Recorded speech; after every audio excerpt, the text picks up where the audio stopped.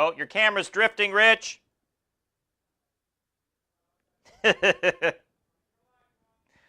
Hey, boys and girls, John Castanino here with another brand new episode of Sports Adrenaline Las Vegas. And as always, Maddie, we always have a ton to get to on the show. I mean, it's a product of what our life is in Las Vegas. Golden Knights, 5 in a row now, and this freaking pizza is killing me. I don't know if you can see it in the shot right now. Grimaldi's bringing out a new pizza here, and we're debuting it here on the Sports Adrenaline Las Vegas show. We're going to try a slice. We're also going to give away a $25 gift card to any Grimaldi's location in the Valley, so stay tuned for that. Running Rebels, 1 game left in the regular season, and I am going to make the case that the Rebels will make some noise in the Mountain West Conference Tournament. Matt is already shaking his head no. Yes, I'm absolutely shaking my head no, but that's okay. Also on our rundown, Rich, why don't you go ahead and throw up our rundown here. We're going to be talking about Raiders. Will they play in Oakland, or they will play in Oakland in 2019, but who's going to be on the roster? Is it a good idea to bring Antonio Brown or even Le'Veon Bell into the fold? We're going to talk about that at length. We've got our Slice of the Week. We've got our sponsors here. Runner Rebels, again. The draft pick of the week, Raiders. We've talked about all that stuff. We've also got some Aviators news.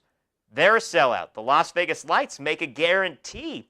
Our comment section, final thoughts, and we'll even throw in a little bit of NASCAR.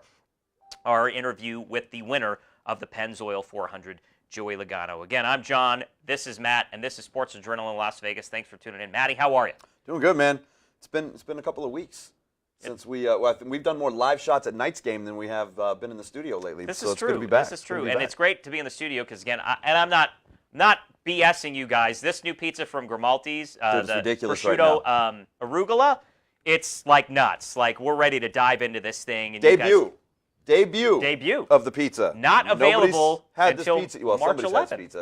Yes, maybe. We don't want to talk about that. Christina, thank you for dropping it off. Vince, hi Vince. We got to give Vince a shout out from Grimaldi's yes, as well. Thank but you, we've Vince. got a gift card. I think best comment right now. We can change that on the fly. Okay. Best comment of the night gets a $25 gift card. So start commenting. And Ron, if you're on here and your hot takes, I don't think they're going to qualify. Just so you know. So let's get right to it. We're going to start with the Golden Knights. The Knighthood is what we call it. But the Vegas Golden Knights, 14 games left in the regular season, 4 of the next 5 on the road. But let's start with the biggest point here. Matt, they've won 5 straight. They've got 10 points out of 10 possible points. And we've said, and I think it was actually the last time I was on the show, which was a little bit ago. I know I missed an episode with you and Jason Pothier from Sinbin. I said if this team was going to go into a slump, the All-Star break was the perfect time to get into a slump, and now they're coming out of it at the perfect time. Perfect time, along with the Mark Stone trade, which has been huge, and everybody's freaking out because he doesn't have a goal yet, but he does have an assist, and you can see the difference in this team right away. It's allowed them to become a more balanced attack through all 4 lines, and this team is playing with a lot of jump. They've also now cleared Arizona by 10 points. Still behind Calgary. Sorry, I keep on doing this just because, we're not on every day, but I want to get credit for it. I knew Arizona was going to fade away. They won 7 out of 10. That's not a hockey team that was built for the playoffs, and I think you saw that early on. So I knew that they were not going, or eventually they would stop putting pressure on I don't think Vegas. that anybody was really threatened by Arizona. I mean, not seriously. Yeah, they made a little noise. Would they win 5 or 6 in a row at one point, and we're kind of rolling, but they never got closer than, I think, 6 points to Vegas, and now you see Vegas has extended that. They're back up to 10. I think, and you look at Calgary, you look at San Jose. San Jose right now with 86 points, Calgary with 89. The Knights sitting at 79. I don't know that they're going to catch either of those teams, and if both teams falter and they happen to jump up to that number 1 spot in the Pacific, that'd be great for the Knights. But more realistic for them to jump into that 2 seed and get a first-round home matchup against whoever they play. The big one, though, is go look at Nashville, look at Winnipeg. 83 points, 82 points for those 2 teams. That is a big deal if you get to the Western Conference Finals, because one of those 2 teams most likely is who you're going to be playing. Great point. You saw last year, they played Winnipeg, had to start on the road. It was the only series they started on the road. Granted, it didn't end up mattering much because they lost the first one and won 4 in a row.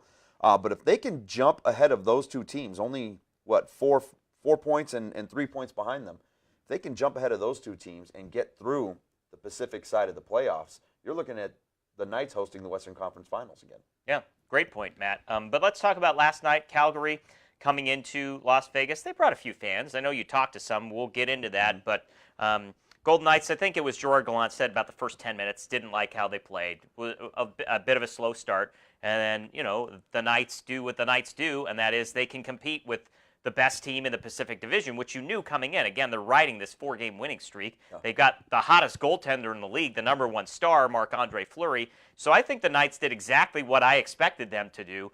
And even to touch on, the not so good part, the start of the first period that Gallant mentioned, right? You're going to get, again, a full 60-minute effort has come and gone, but it hasn't been consistent. Mm-hmm. So I'd say this game played out exactly. Now, I didn't see Derek England scoring the game-winning goal. I don't think anybody did. I will say that, right. Least of all him. I believe I tweeted out as it happened from the department of I did not see that one coming. Yeah. Because who in the world thought Mr. 1 goal on the season was going to score the game winner? But you mentioned 60 minutes. I thought they played a pretty solid 60 minutes. Were they super crisp in those first 10 minutes? Maybe not. But they were very competitive. They had a lot of jump early on, too. You could tell it was going to be a physical game. It was going to be a fast game. There was a lot of hitting right away. Teams going up and down the ice. So maybe not as crisp as Gallant would have liked, but I thought they played a pretty consistent game throughout. We need to see that every day now. This is a stretch run. You're looking at, 3 weeks left in the season? Right. I mean, it's time to be playing your best hockey. So, as I mentioned, they've got 4 of the next 5 on the road, Vancouver and Calgary. Calgary. One of our commenters may have already chimed in on that, the correct pronunciation. Vancouver, Calgary, Saturday and Sunday. And then they've got a bit of a break, and we were on the Sin Bin radio show on Saturday, you and I, with Jason Pothier. Yes. Covering for Ken, who was, I think, hanging out with Mickey Mouse at Disneyland. But anyway, we were on the show. We were talking about this nice little break for the Golden Knights between the 10th and the 15th of March. Right. That's coming up right after Sunday. I guess they'll probably come home to Vegas because that's the middle of the road swing for them. But they're on the back half of the schedule, which is looking like, and I didn't look at it to start the whole season, looking at the dates, but looks like, the worst of it is behind them. And now, again, as you're seeing coinciding with the play on the ice, this team is really ramping up. And I'll say this now. If you guys want to make a play on the Golden Knights to win the Stanley Cup, now's the time to do it. They're 12-1, which I think is excellent odds for a team that not a lot of people are still buying into yet. Right? They're only 5 games into this good swing that they're on, so it's going to take the rest of the country a little bit, I think, to catch on to how well Vegas is playing. 12-1 to win the Cup, 5.5-1 to win the Western Conference, and I think both of those are an excellent value. So if you want to throw some money, now would be the time to do it because I think this team is only going to play better leading into the playoffs. Those numbers are going to drop. Well, really interesting coming up here with the two games in Canada. First against Vancouver, who Vancouver's all but out of it at this point. Mathematically still alive, but they're all but done. Probably not going to get a huge effort from Vancouver in that game. I mean, you saw what they did the other night. I don't even think they showed up. Then you have the big one at Calgary again. Mm-hmm. If the Knights can win that game, if they can beat the Flames again, you're looking at 3 out of 4 this season that they had taken from them, and they still have 2 games left in San Jose this year. So there's still room for them to make up ground if they can ride this hot streak and keep playing really good hockey. Game in Dallas never easy. They're a big physical team, but they should. They are obviously the Knights are the better team. Then you've got Edmonton at home. I think that's an easy spot. That's a Malcolm Subban game. Malcolm Subban game, especially considering the next night you're in San Jose. Mm-hmm. And you want Fleury to be ready for San Jose because they're only 7 points ahead. If you can collect 4 points in the standings on those 2 games alone, no reason to think that you can't jump over them and get that number 2 seed. There's still plenty of time left in the season. If you're just joining us, we're giving away a $25 gift card to Grimaldi's. Yes, Chris Wynn, there is pizza in that box. We will debut it shortly. The prosciutto arugula. Exclusive debut here on our show won't be available until March 11th in all 5 Grimaldi's locations across the valley. I'm looking over at comments. Chris Wynn, loving my handicapping advice. Anaya and Kaylin, both watching. Oh, a couple students of mine from UNLV. Chris, I don't know the context to this one. They are still the Atlanta Flames in my book. Calgary. Is that what you're talking about? I guess so. The Atlanta Flames? No. Right? Atlanta didn't move to Calgary. No. I'm mixed up. Atlanta was the Thrashers. What do I know? Kaylin, my handicapping record is really good. Just so you know, best comment wins the $25 gift card. So get on there. Again, I think Ron, our great viewer Ron, is disqualified just because, well, we can do that. Sorry, Ron. So let's get to last night. Sound from last night. Why don't we? We mentioned Derek England, the unsung hero. Ingo's Heroes. I don't know if you follow that Twitter account, but he goes around the city honoring like local first responders and just heroes. Derek England was the hero last night, although the guy will never take credit for anything. Here's Derek England post-game after the game-winning goal against the Flames last night. Yeah, we knew it was going to be a tight game, a playoff hockey type game, and they're top of the division, so we wanted to come out and match their intensity. And that game-winning goal, you're second of the year, but it came at a good time. Yeah, it's always nice to chip in. Doesn't matter when it is, but it's definitely a little sweeter against the old team. Intensity is always high, but anytime they get around Flower, things seem to perk up. Can you just talk about that at the end of the second period? There's just guys going to the net. It's going to happen, and you want to protect your goalie no matter what. Earlier in the game, I know you saved the goal, right? You stopped the puck. There was about no one, I think, in the second period. So you had a big defensive play. But what does it feel like to be the offensive guy to score a game-winning goal? I wouldn't say I'm the offensive guy, that's for sure. But like I said, it's always nice to chip in. Yeah, and then just that defensive play. Yeah, you don't want to watch it roll in, so you got to try to stop it, I guess. And Flower does a great job getting that first save. You just got to clear the rebounds. You and Nate were out there a lot with people on the Monahan line. Just kind of what did you guys need to do in order to make sure that they didn't get on the scoreboard? Just got to take their time and space away. You give them space and turn the puck over a lot, they're going to create and make you pay. So just try to limit their time and space and get in their face as much as possible.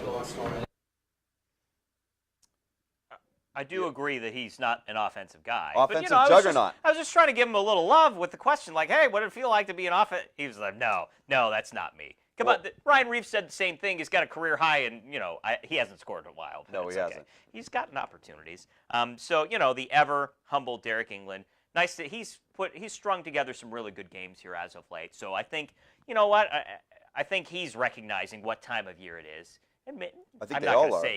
Right, exactly. I'm not going to say he held anything back, but now really this team needs to start focusing, and they see that as well. He mentioned the potential fight that Marc-Andre Fleury could have gotten into.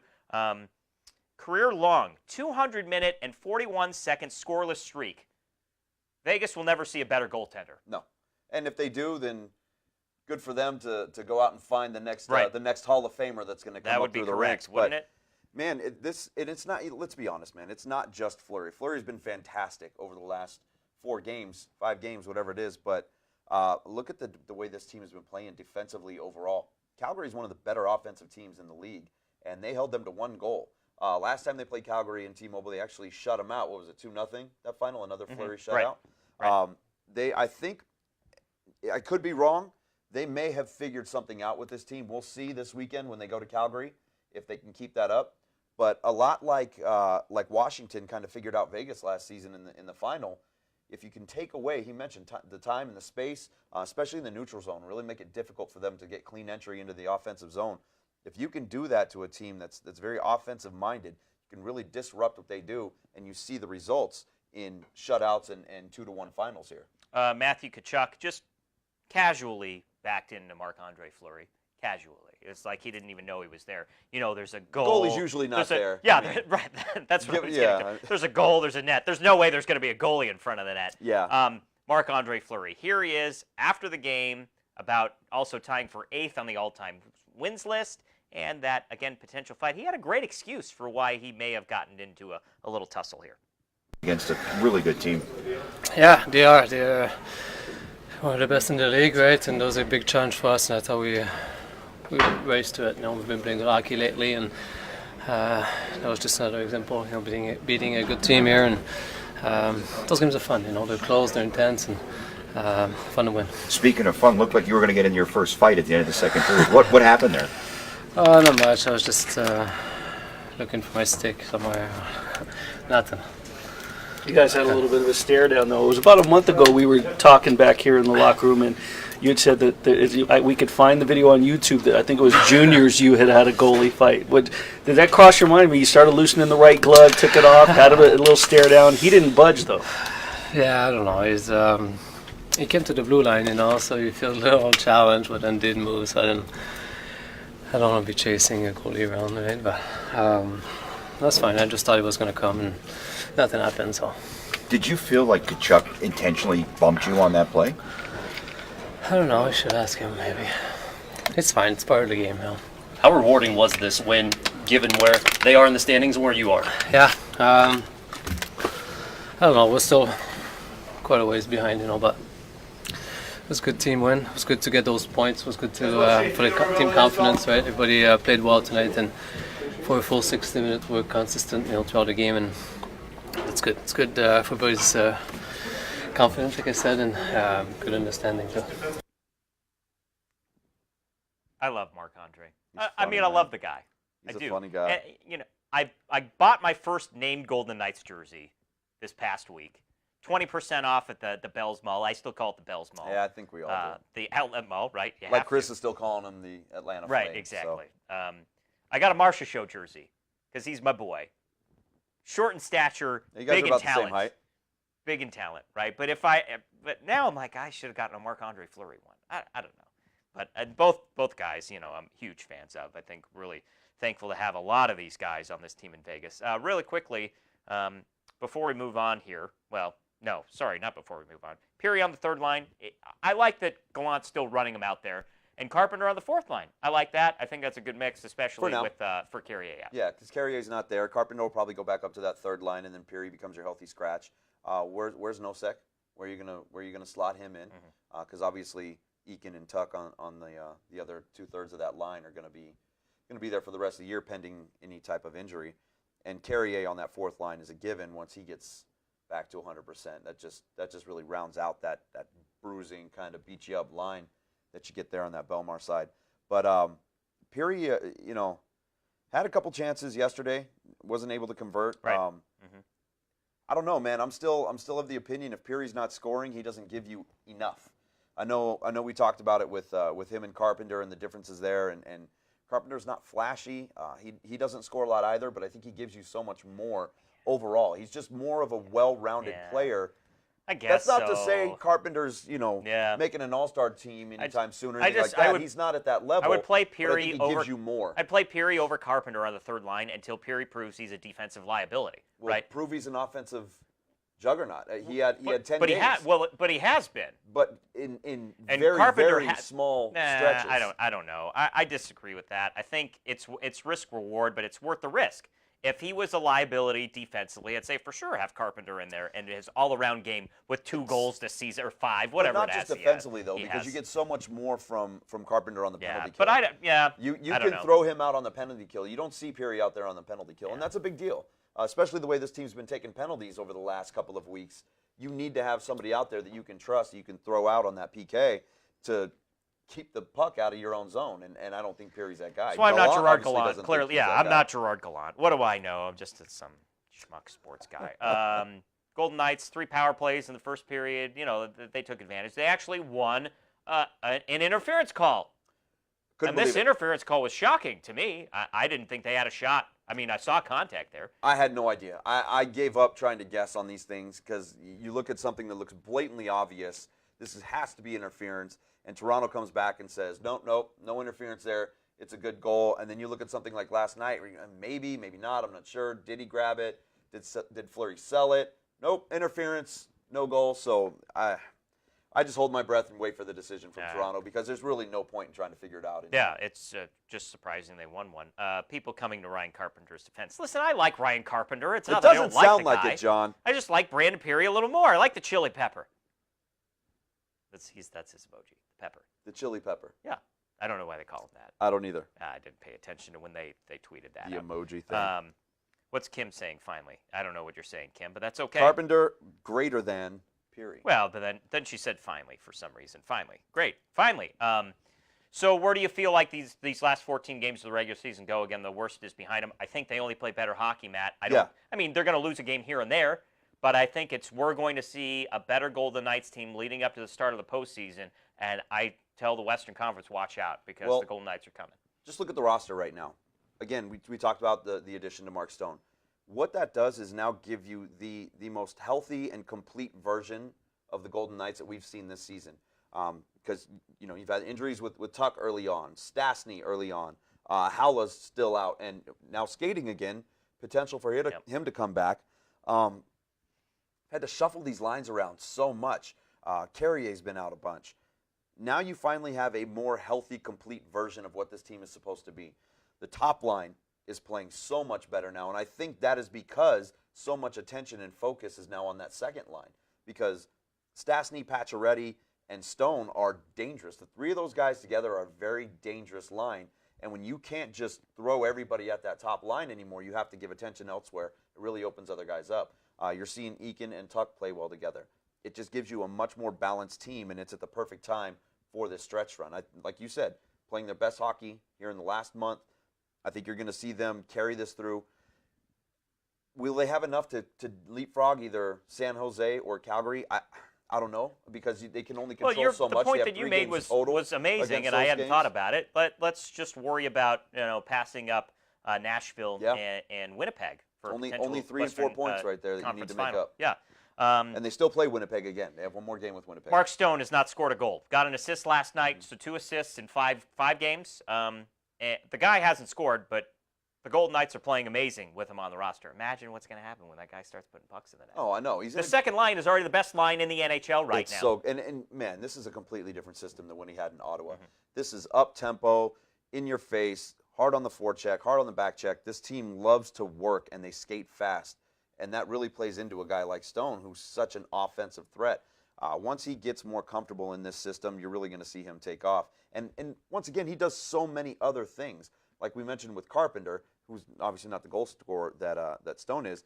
Stone is great on special teams. He's great defensively. He's great with the puck. He leads offensive players in turnovers, I believe, this season. So he's a force for all 200 feet on that rink. A much better James Neal, right? James Neal was that guy last year, I thought. He was slower, the most though. Agile. Neal, you're talking about? Yeah. Neal, yeah, I could see that. Much slower version of what Stone is. Yeah, I guess you could Maybe say not that. much slower, but last at year, this point Neal in was his one of the career. more, again, I'm not going to say speedy, but he was evasive, agile. I'm not sure what word you use, where he wasn't the fastest guy out there, but technically he was the most sound Golden Knight, I think, last year. James Neal was. This year, Mark Stone is definitely technically far and above anybody on that team, but he adds speed and he adds size. Just and he such adds a his good all-around hockey game. player, man. He really Absolutely. is. And again, it completes this roster. They're so balanced now from top to bottom. They're going to be tough to deal with. And if you continue to see them play like this, and they build that confidence with these guys that they're running out there every night, they're obviously going to make the playoffs. I think there's no doubt about that at this point. They're going to be a playoff team, whether it's 1, 2, or 3 seed in the Pacific. They're going to be a playoff team. Nobody wants to play them. And now, it's funny. You mentioned I ran into some Calgary. Everybody saw Calgary fans last night. We were all at the game, but I was outside of T-Mobile with my wife, and a couple of fans came over to us, just wanted to start talking about hockey. Absolutely loved the atmosphere in T-Mobile. Could not believe how much fun they had watching their own team lose on that ice. Couldn't praise the organization enough. Loved the fans, so congratulations to all the fans out there. You guys really showed out last night to the Calgary fans. They were very impressed by everybody, by the hospitality, by the energy. Man, that building is just still, to this day, we're almost 2 full seasons in, and fans are still blown away by that experience. Brought my niece to her first Golden Knights game last night. She had a blast. She had a great time. She got her, we gave her a Marc-Andre Fleury jersey. It doesn't fit me, so it fits my 14-year-old niece, though. It's all right. It was a little too small. As long as somebody can wear it. Exactly. Kalen's like jumping in, trying to say, what are you saying, Kalen? Yeah, we'll talk about basketball. We're not to the Runnin' Rebels segment yet. If you paid attention to the rundown, you know the Runnin' Rebels are next. But this pizza's killing me. Is there anything else that we want to touch on with the Golden Knights here? I mean, if there is, I'm sure we can 5 circle in a back row? in a little bit. Yeah, we can circle back. So let's circle back. Rich, why don't you throw up just a really quick word from our sponsors, that we're going to get to Grimaldi's and the $25 gift card. Let's do that.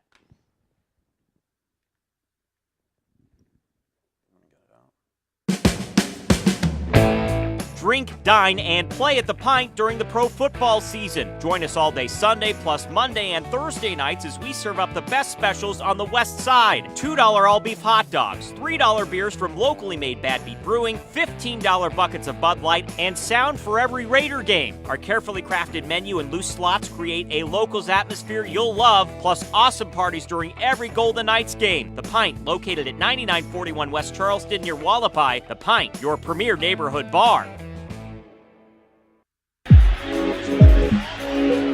life, just like in football, you need good hands to score. The Michael Westra Allstate Agency will carry you to success for every insurance need. Auto, business, home, life. Michael will personally see you get the best rates, and our full-service staff at 702-435-4211 will walk you through any claim, not refer you to an 800 number. For over 15 years, Michael has served charities in Las Vegas. He's ready to serve you at 702-435-4211, 702-435-4211.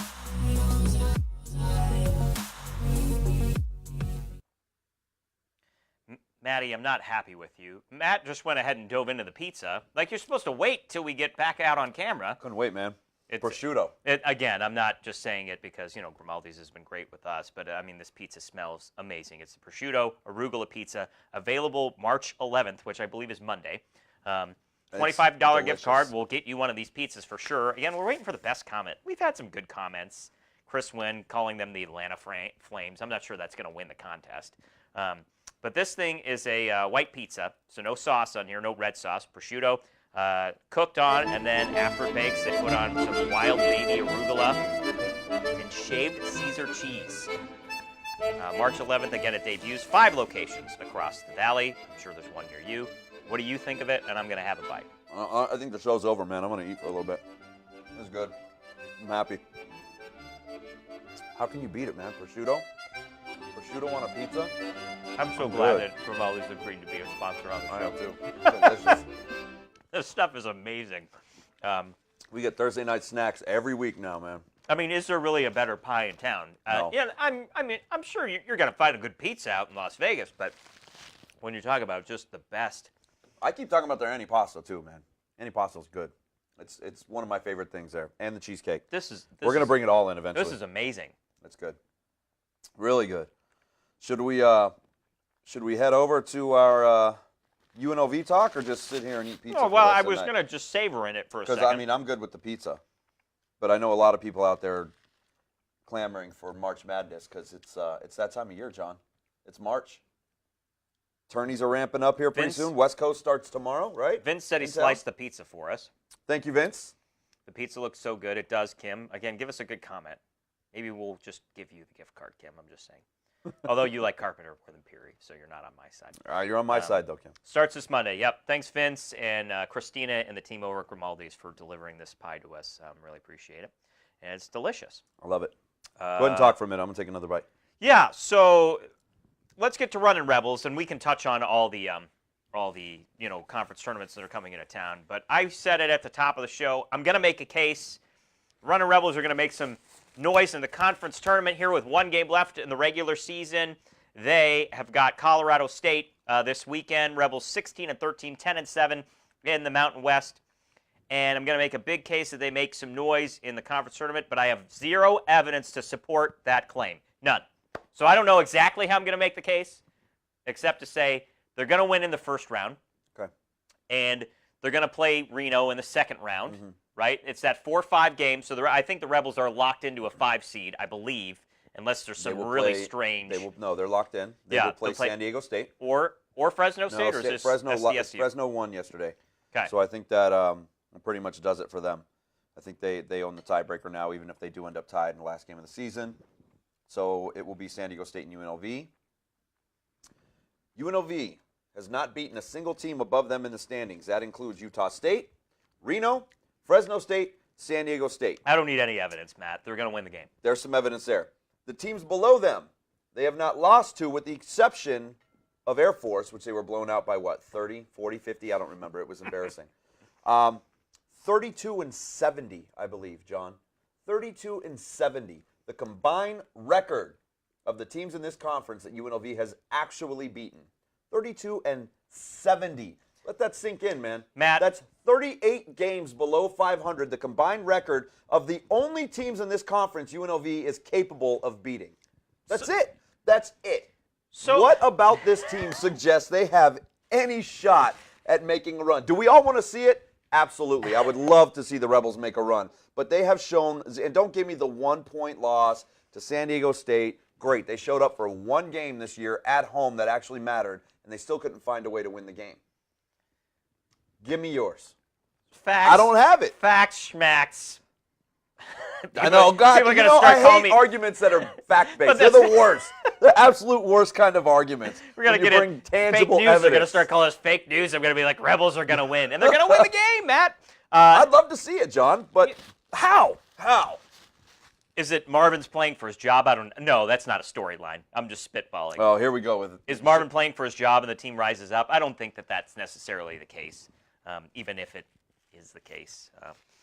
I just feel like this team has been consistently inconsistent, right? We can agree on that. But I feel like, again, the young core has developed enough over time, and Chris Clyburn has been as good as he's been as a running Rebel. I think you need Tomway to kind of come back. He's been in a bit of a lull. I feel like he's going to rise up again at some point here. I just feel like things are going to come together for the Rebels at the right time. John is ever the optimist. They'll beat Colorado State this weekend.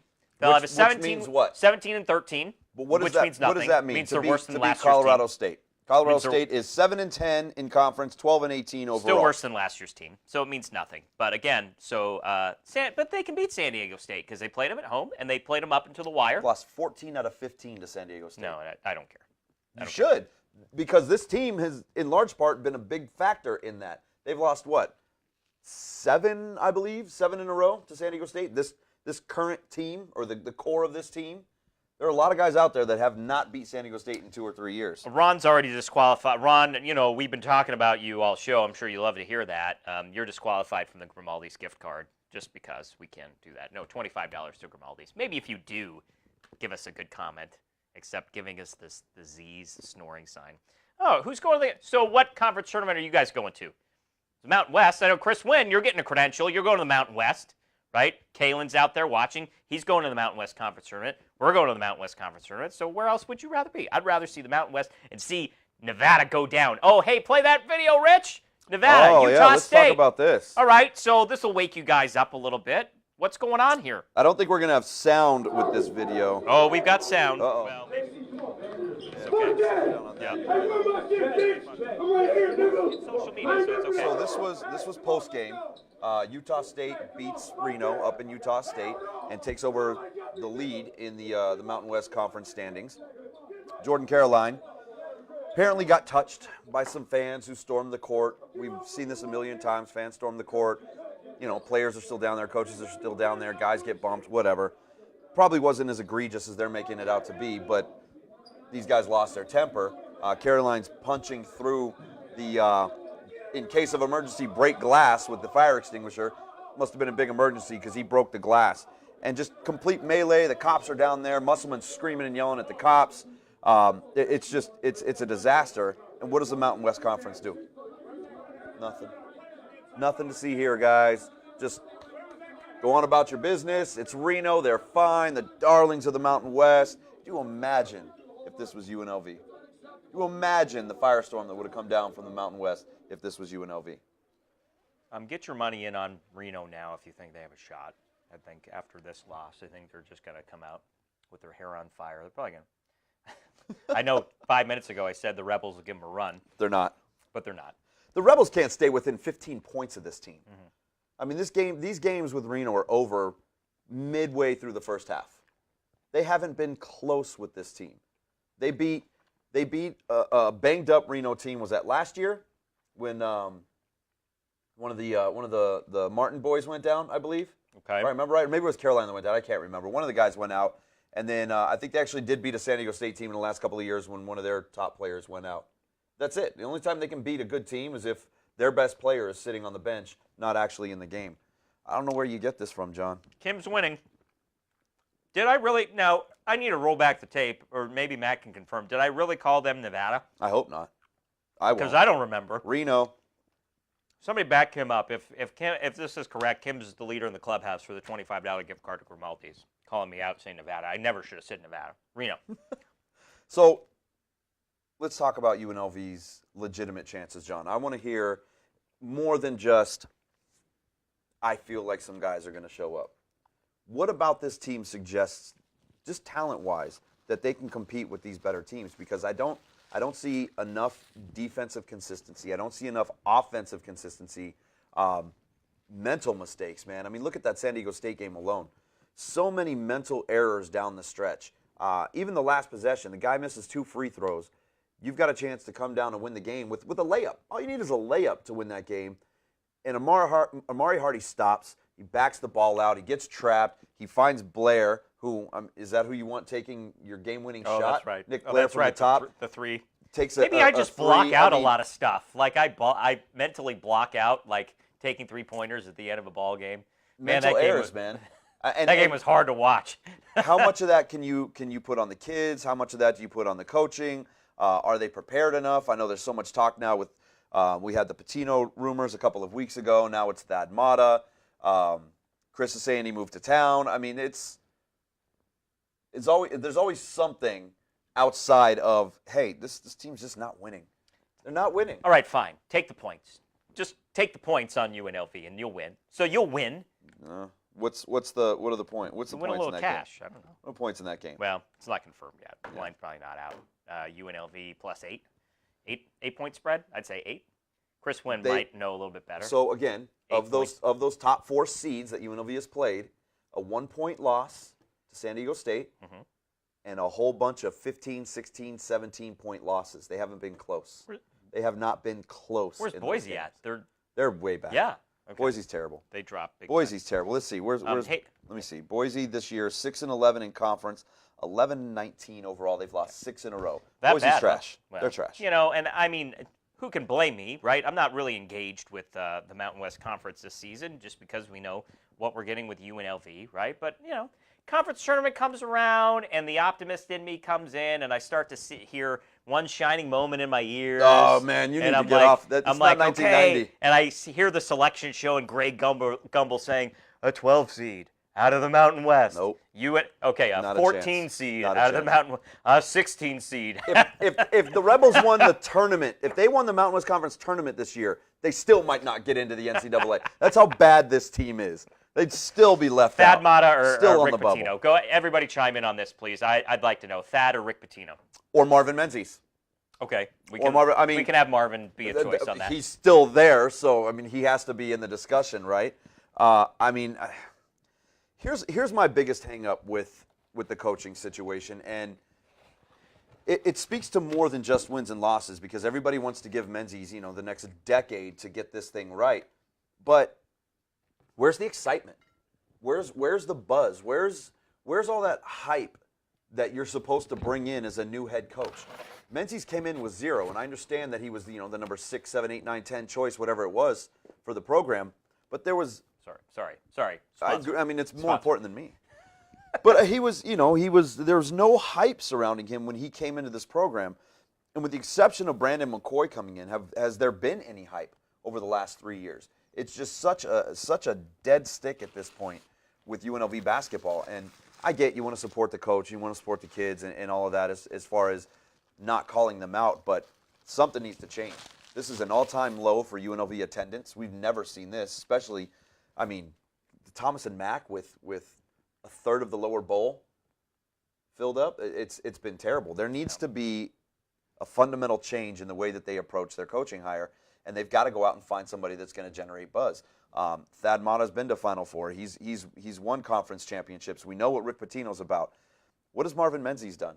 Marvin Menzies was coaching in the WAC, winning conference championships with New Mexico State, and had never won a single NCAA tournament game. I get there's matchups, lower seedings, things like that. There are upsets every single year in that tournament, and Menzies has never had one of them. What about just gut feeling? What does that count for? That doesn't work on this show? It can if you're right, but... And there it is. I'll be right. Mike Miller, Chris Wynn saying. Did he Larry Brown? Did he just say that? He did. Larry Brown, is he Come on now. still coaching? I think it's either Matta or Pitino, or you stick with Marvin Menzies. I just don't see, unless there's a dark horse that comes. I got you. Let's go get Luke Walton. Isn't LeBron going to fire him pretty soon? Right. Let's get Luke Walton in here. There's a big name. He's a kid that can coach, still young. He's got NBA chops behind him. He's got the pedigree. He's got the Walton name. Go get a guy like Kalen that. says Matt is on point. Well, that's a change. No kidding. Be a realist. Kalen's be a realist. Listen, Mr. SoCal, you always want me to be optimistic about stuff. I'm just trying to be optimistic about this running Rebel team. All But I think, you know what? I only think they're going to get better. So no matter what happens, whether it's Marvin Menzies that stays, I think you're going to have an improved team, an improved roster, maybe not improved attendance, or you bring in a new coach that can fire up the fan base a little bit. I think the Runner Rebels will be a better team next year. Here's my question for anybody that's on this, let's give Menzies 25 years to build this program up train. Why? Why? If you can go out and get a guy like Thad Matta or like Rick Pitino, somebody who brings life and energy into this team, somebody who's a proven winner, why wouldn't you want to get that versus a guy that's just kind of middle of the pack everywhere that he's been? It's not like Menzies is a 29 to 33-year-old young guy just coming in. We're giving this young kid a shot at coaching. With so much potential, room to grow. Menzies is what he is. This is what he's been for the entire duration of his coaching career. If you have the opportunity to bring in a proven winner, guys that have been to the Final Four, guys that have championships, this is UNLV. There's a banner hanging in the rafters. Why would you not want to bring in a guy like that in lieu of a project and let's build this thing and let's see what these guys can turn out to be in 2024? Get going, man. This team needs to win. Pizza's really good. So Rebels good. 5 seed. That means they'll play 2:30 on Thursday, so a week from tonight, 2:30 p.m. Yep. Then if they win that game, 6 o'clock Friday against Reno. Lady Rebels, in case you want to know, they've had a rough season. No question. Coach KO's rough year, but 6th in the conference. They have a pretty decent conference season. They'll play this coming Sunday at 7 p.m. in the 6-11 game. That's one of the playing games. And then if they win that, they play Monday at 8:30. They're 11-17, 9-8 in the Mountain West. They'll play CSU twice, so they're guaranteed, to play Colorado State in that 6-11 game on Sunday. So maybe the Lady Rebels make a run. All right. You just can't let it go, man. I'm a rebel. You're a rebel. I don't know. It's, seriously, it happens to me every conference tournament. It happens. So Rebels will play. They're, this season aside, like last year, great non-conference start up until that Arizona game. Mm-hmm. Then the team completely falls apart, right? So I'm excited. Then I get down and sour on the team. Conference tournament comes around, and I'm like, there's a chance. And what happened? I turn into what's-his-face from Dumb and Dumber, Jim Carrey. Telling me there's a chance. Mm-hmm. All right. Hey, draft pick of the week, Bad Beat Brewing. They've sponsored our show since, not the beginning, but for a long time now. I think we have different ones here. I've got the Hef. He's got the IPA. Kalen, you know where it's available at, right? Is it available at Trader Joe's? I know it's at Smith's, but this is the best Hef that I've ever had. So, again, we've really lucked out with the people that help make the show possible. This is the best Hefeweizen that I've ever had. I think you can go both ways with these beers and this pizza. Yeah, and this is exactly what I need. You got the white pizza, that Hef's perfect. You got the prosciutto, you can go a little hoppiness. Yeah. I like it, man. That's so good. Got a good mix over here. Yeah, so thanks to our good friends at Bad Beat Brewing. Again, local brewery. You can find them at the Booze District out in Henderson. You can pick up any beer you want. They do some special ones for cold nights. I think they just released another one recently that had blueberry or something like that. So they're great people that run that business. Raiders news. Okay, so we know they're staying in Oakland. We are pretty confident they're staying in Oakland. I thought it was signed. Still not signed. Apparently there is a financial holdup, and rumor has it it's based on the practice facility up there in Alameda, and not necessarily the lease for the stadium itself. I can't imagine that this is going to be anything that's going to keep them from getting this deal done. They have to get this deal done. They don't have anywhere else to play. I just saw the picture popped up on my screen. That's Matt with the Raiders flag. Oh, yeah, is that up? That's an awesome picture, man. That nothing screams legitimate sports show like Matt there it Gutierrez is. With thank you, Rich. Rich threw it back up for me. I know. I love it. Cool. It's beautiful. That is a fun picture. I like that picture. So not done, but it's done, right? I mean, at this point, it's not official, but I mean, they should, and they should. They should stay in Oakland for this final season and get done with it. Mayor Libby Schaaf, the Oakland mayor, coming out the other day, I don't know, kind of talking out of both sides of her mouth. Mm-hmm. We're so happy the Raiders are going to stay, and this is so great for the Raider Nation and all of that, but we're still going to sue the team. Lawsuit's still going forward. Mm-hmm. They abandon us and all the other rhetoric that comes with it. And she keeps talking about 2020. We're not going to be there in 2020, guys. The stadium's going to be ready. All of that talk about stadium won't be done in time. You have these crazy, tinfoil hat guys out there in Oakland talking about it. The stadium's going to be done. We drive by it every day, and you see what it looks like. I mean, this thing is flying up. Look how quickly they got Las Vegas Ballpark done. I mean, it's been just over a year since they broke ground on that thing, and it opens in 5 weeks. Tickets went on sale the other day for opening day. It opens up in 5 weeks. Big league weekend. unfortunately. No. Won't be ready for big league weekend, which makes me sad. Yeah, it's one. Would love to see one my year, Cubbies. 1 year. Love to see my Cubbies. Go to I'm in Chicago. fan mode. I Go think to Chicago. You know what? I think I got pizza in me, and I'm feeling good, and I got a little beer in me. I'm turning into fan mode. John's catching a flight out of Yeah. town after this, so I am. I'm I think flying he's out. just gonna. Yeah. I don't know. He's good to go. So What crap is Ron talking about? Over under 3.5 people stabbed it. Oh, okay. Never mind. Move on. I don't even know why I read that out loud. Get out of here, it's Ron. Ron thinks That's he not going to knows win you the gift Raider card. Nation. Kim's still in the lead. Best comment, $25 gift card to Grimaldi's. So the big news, obviously, with the Raiders this week has been AB. Antonio Brown. Is he going to become a Raider? The Steelers gave their deadline of tomorrow. Tomorrow being their official, unofficial deadline to get a deal done for Antonio Brown.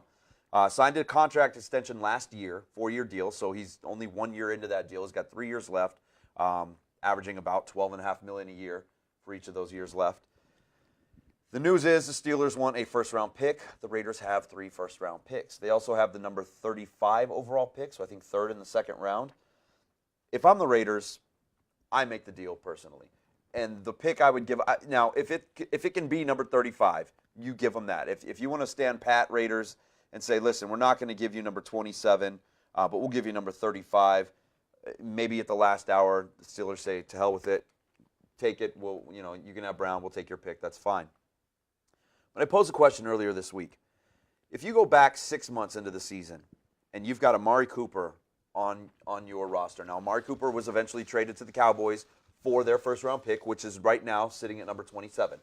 Cowboys went on a run. They ended up doing better than anybody thought. They're number 27 in the draft. The Raiders have that pick. If you can go back 6 months ago and trade Amari Cooper to the Steelers for Antonio Brown, would Great you do argument. it? Would you do Great it? argument. Absolutely, you would do it. Why wouldn't you do that? You're not that washes out that first-round pick. That means you never get a first-round pick from Dallas. Instead, you lose Cooper, but you bring in Antonio Brown. I don't want to hear about the money and the salary cap and this and that. Yeah, What's his 12 cap and a number half. again? 12.5? I think he's 11.5 this year, 12.5 next not a year, bad I number. believe. The Raiders have $74 million in cap space to play with this coming offseason, or this current offseason. They have room to make signings like this. They need weapons. Derek Carr needs weapons. We saw what Derek Carr is when he doesn't have time and he doesn't have go-to guys. We saw what Derek Carr can be when he had time and had go-to guys. He was an MVP candidate in 2016. Beat up last year, not a lot going on in the offensive game. His best weapon was Jared Cook at the tight end position. He needs weapons. Antonio Brown is one of the best weapons in the NFL at that wide receiver spot. If you can trade Cooper for Brown, why not do it? Cooper is now represented by the number 27 overall pick in the draft. If you can trade that for Brown, why not do it? Chris Wynn, I think we should invite Chris Wynn to be guest host on our show. You do it, right, Chris? You can come on into the studio.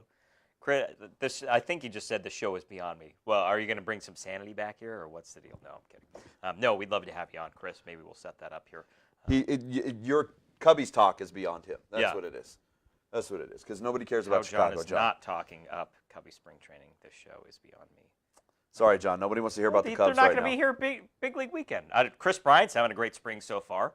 What's Bryce Harper doing? Has he even played a game yet? Who cares? It's spring training. Just saying. There's Just 162 games coming up here. Just saying. A long way to go, man. But you convinced me. I think you make that deal. I don't see why not, especially when you give me a cap number like $11 million, which is half of what, again, we could get into Khalil Mack. I don't want to get into it, but I'm just saying, you're talking about a really impactful player. Yeah. It could be on par with a Khalil Mack, on the other side of the ball and half the cost. I think you make that move. Le'Veon Bell, $20 million-ish. Man, that one, it's... And he's going to want, 4 or 5 years, whatever it would be, right? Yeah, right? and running back, and I get Le'Veon Bell's, 26 years old, I believe? Yeah. And was one of, if not the best running backs in the NFL when he was playing. He's taken an entire year off now, which could be good for him. Maybe, allows him to get back to 100%. You're not taking a beating. Yep. But running back is a tricky position to lock up like that for that much money because it is such a physically demanding position in the NFL. Running back might be the most physically demanding position in all of sports outside of maybe Major League catcher, because that's got to be just hell on your knees. But every play, a running back is either blocking a defensive end or a defensive tackle, or he's taking hits from linebackers and defensive ends and defensive tackles. Running back is a difficult position. To lock a guy up long term and pay him that kind of money at that kind of position is risky. I'd love to see Le'Veon Bell in Oakland and eventually Vegas. I'd love to see him wear the silver and black. But I don't know if you go out and spend that kind of money on a guy at that position. Wouldn't that be fun, those two in Vegas? Well, what's funny Man, that would is be if you fun. look at everything out there right now with the Raiders, they're basically going to draft every Alabama player they can in the first round and bring over every Steeler that they can in free agency and become some Pro Bowl super team. I don't think that's going to happen, but I do think that they'll get at least one or two of those pieces in this season.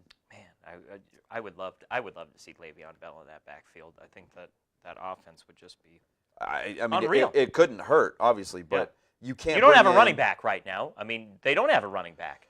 Marshawn is not. He's not locked up. And with Rashard, Rashard, I mean, who's the starting running back? With them staying in Oakland, I think Lynch is still on the fence. Yeah. You know, he hasn't declared one way or the other yet. But the fact that they're staying in the Coliseum may persuade him to stay one more season. Then again, if he doesn't see marginal improvement on this roster, why would he want to come in and have another losing year and just get beat up in his final year of NFL? So I don't know, man. We'll see. You got Chris Warren III, who looked great in preseason last year. Yep. Looked great in preseason. Got hurt Yep. the final preseason game, so we didn't get a chance to see him. And, man, he really could have filled in with Marshawn Lynch getting hurt and, Doug Martin getting the carries. And Doug Martin's still there. We don't know what he's going to be this next season. But it would have been nice to see Chris Warren and see what he can do. That's a big back. He's got good speed. He's got good hands. He could be a factor. We'll see. And if he turns out to be a good running back, you're not going to go out and spend $20 million a year on a Le'Veon Bell. Yeah, I'm glad you mentioned Warren because he was great in preseason. And again, got hurt, but would have loved to have seen him on the roster. Was he on the roster all this season? No, he was on the IR. Okay. All right, let's move along. Couple more things. Let's go on to Aviators and a little bit of Las Vegas Lights news. Not a ton to get to here. Really just a couple big points here. Lights FC guarantee to win their home opener on Saturday. And if they don't, they're giving away some free tickets. What's the deal with it? So we got to sit down with Brett Lashbrook, the team owner, Eric Winalda, the new head coach of the Lights, and a couple of the players, and had a little lunch with the media earlier this week, and they filled us in on their guarantee, which is awesome. They're going to do, Brett was talking about doing a Golden Knights tribute during the season, much like they did last year. If you remember, the players came out for warm-ups wearing Golden Knights jerseys, so they're going to have that going for them. For that game, if they do not win this opening game, Brett Lashbrook has guaranteed victory in this opening game. If the Lights do not win, now it can't be a tie either. It's got to be a win. If they lose or draw, every single fan in attendance will get a ticket for that Golden Knights tribute game later on in the season. So, I mean, you might get a 2-for-1, although you'd probably rather see the team win their opening game. This is a good team, man. They've got a much improved roster from last year. Eric They can Winalda, score goals. They can score goals. Winalda knows soccer, man. I mean, he's a really. USA legend in the world of The soccer. more he's around the city, the more I'm really enjoying having him. Really fun guy, too, to part talk of the to. fabric of Las Vegas. Yeah. I think that's great. He wasn't really happy about the guarantee. He's got to do what the boss says. He lived here for 11 years. Right. So, yeah, he's a Vegas guy. He gets it. When Lashbrook threw the guarantee out, Winalda just kind of looked at him, shook his head a little bit, and he's like, all right, we'll win. Yeah. He gets it. And he's not afraid to tell you. I mean, he'll go out and, they beat Toronto FC, the largest margin of victory a minor league team has ever put on one of the Major League Soccer clubs. Even though it is preseason, it was still a good-looking win. So I think you'll have a good time out there. We'll be out there Saturday night to watch this game. Ron needs to know these slices from Grimaldi's, they're actually really big. So it may look like I've been chowing down all day. I haven't eaten all day. Again, that's another story. Day job, no lunch, typical stuff. This would be side hustle, right? Slices are huge. Again, unless barring a last-minute miracle, I'm going to give Kim the $25 gift card here for calling me out, calling UNR Nevada. All right. Again, we need a dark horse here to come. I know Kalen's trying hard. Chris Wynn's trying a little bit. They're in the mix, but I think it's Kim far and away if she's still on here. Aviators tickets? Yeah, that's what we're getting to. Las Vegas Aviators sold out. So that first game, that's on a Tuesday night. 3 minutes. Yeah. 3 minutes. Aviators tickets sold out. Yeah, well, it's insane. Should be. On the resale market already, $175. Really? Wow. Yep. That's interesting. So another hot ticket in People town. are excited for the new ballpark, man. When do you think the money's going to run out in Vegas? Apparently we got a lot of it out here. It just keeps coming in, man. Yeah, Keeps coming okay. in. All right. No, $42 million a year, say it keeps coming in. Can't wait to see that stadium. We've been seeing it when we go out to Golden Knights practices and how quickly, again, it's been getting built. You see the Raiders Stadium clearly. Maybe not moving as quickly, but still, they've got a year and a half to get that done. Final thoughts? No, Joey Logano, NASCAR. We want to touch on this. Let's recap real quick. Again, yeah, real quick recap. Matt picked Logano to win this race. I thought Kyle Busch was going to win it. Kyle, speeding penalty, right? He goes back to the back of the field and then works his way all the way back up to third place. But I always love Logano at Vegas because he always runs well there. So it was a lock. It was William Hill had the bet. Finishing position 7.5, better or worse? For sure better. I went big on that one and cashed, and I put a little bit on Logano at 9.5 to 1 to win the race. So I won big. You talked to Logano after the race? Oh, I did talk to Joey Logano. Here is Joey Logano post-race after winning the Pennzoil 400 in a race that had 0 caution flags.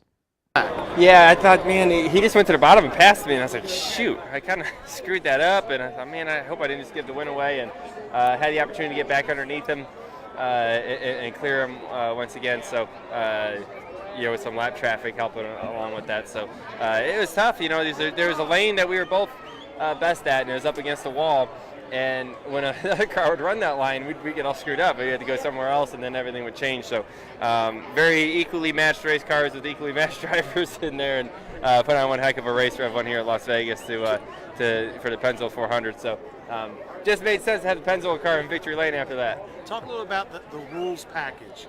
How did you feel, from beginning to end, how was the racing? Oh man, the racing was intense. You couldn't get away from each other. You get the lead, and you got cars right behind you, and you couldn't get away. And then after about 20 laps, 15 laps probably, the cars would start to separate a little bit, but not really that much even. And you can move around the racetrack and get runs, and it's just really hard to have a big lead and check out to win. You had to work the whole time, and that's good. That's the way it should be. It should be a challenging race to win. So, proud of the team for that. The restarts seem to be particularly crazy. Yeah, well, restarts have been crazy for years, but it was crazy for a longer period of time now, to where it was really challenging to be able to pass cars.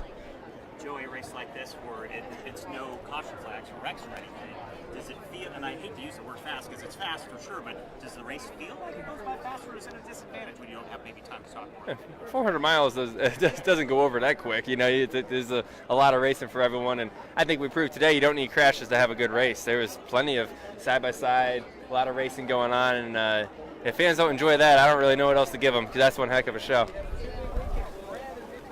Cool. My pick. Joey, Logano was a little sassy with me. Fast is into driving 180 miles an hour is what I meant by that. I'm like, of course it's a fast sport, but does it go by faster and not have the time to strategize as you would with, 6 or 7 caution flags? And then he just let me have it. So final thoughts. It's March, man. Tourneys are in town. West Coast Conference tourney starts tomorrow at the Orleans, followed by the WAC tourney at the Orleans. You've got the Pac-12 over at T-Mobile, and the Mountain West Conference, the hometown boys, at Thomas and Mack coming up next week. I love tourney time. It's maybe the best sporting event out there, especially in Vegas. If you're not at a game, man, go to Vegas and just hang out at one of these bars or sports books or whatever it is that's got 20 different games going at once, man. It's unbelievable. This is a great time of year in sports. Several final thoughts. Kim, you're the winner. You get the $25 gift card to Grimaldi's. We'll reach out to you on Facebook and find a way to get it to you. We will. You can try that new prosciutto arugula pizza, available starting Monday. What is this, Duke? I don't want Duke. No Duke comments on our. No, we don't talk Duke. Kalen, yeah. So Kalen lost. Yeah, Kalen definitely lost. Yeah, you got no shot on that. I know that my comments about the Runner Rebels, I'm sure that will age really well here coming up with the conference tournament starting next week. It starts tonight. Chris says the West Coast Conference starts tonight. My bad, Chris. Tonight. Yeah. Thank you, Chris. We should have him on the show. We should have him on the show. He can keep us right. Sounds good. Hey, I just wanted to throw this out there. Aside, headed to the airport right now. Going to go to the state capitol tomorrow. Really excited. I'm going to lobby on behalf of the American Cancer Society. I am a cancer survivor, 4 years now. I'm going to go up to the Capitol and tell them how important it is to fund health care and make sure, survivors like myself and those of you at home watching, I know everybody, again, somebody touched by cancer, and it's really important that these people get the support they need, whether it's before treatment, well, not before treatment, but during treatment and after treatment. Certainly before treatment, I guess you could say, as far as testing goes. So I'm just really excited to go up there. So headed out to Reno. Now, not excited to go to Reno. I hope there's Are you no- going to Nevada? Yeah, there's no Wolfpack You're going to games. Nevada or are you Yeah. going to Reno? Excited to go to Carson City, though. Ron Hoffman, respect cancer survivor. Amen. All right. That's it. Maybe we'll be back here next Thursday. We have no idea. You stay tuned to our Facebook accounts, and you'll find that out. But we'll be back here soon. Wait a Talk minute. about the Golden Knights doing what they do. There's no game next week. I think we're safe. Okay. Maybe next Thursday. Maybe. Boy, we're really committal, right? Well, UNLV plays at 2:30. We'll Rich be here. Giacovino, All right. are you available next Thursday for a show? He'll check his schedule. Thank you, Rich Giacovino. We'll check our Nice. schedules for Rich Giacovino, producer extraordinaire. Thanks for creating those graphics. For Grimaldi's, The Pint, the Michael Westra All-State Agency, Bad Beat Brewing. And thank you guys for tuning in and watching. Really appreciate you guys hopping on here. Give our page a like. If you haven't liked it already, you'll get alerts when our live videos pop up from Golden Knights games and wherever Matt and I are at all around town. Matt? Let's do it. Good? March All right. Madness. Hey, we're done. We'll see you some other time here on the Sports Adrenaline Show. Signing off.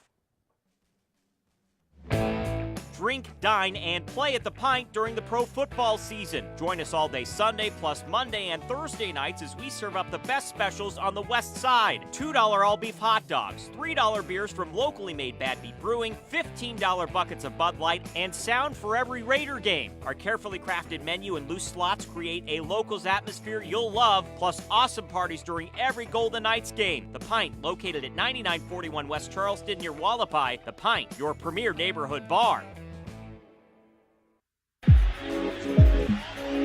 In life, just like in football, you need good hands to score. The Michael Westra Allstate Agency will carry you to success for every insurance need. Auto, business, home, life. Michael will personally see you get the best rates, and our full-service staff at 702-435-4211 will walk you through any claim, not refer you to an 800 number. For over 15 years, Michael has served charities in Las Vegas. He's ready to serve you at 702-435-4211, 702-435-4211.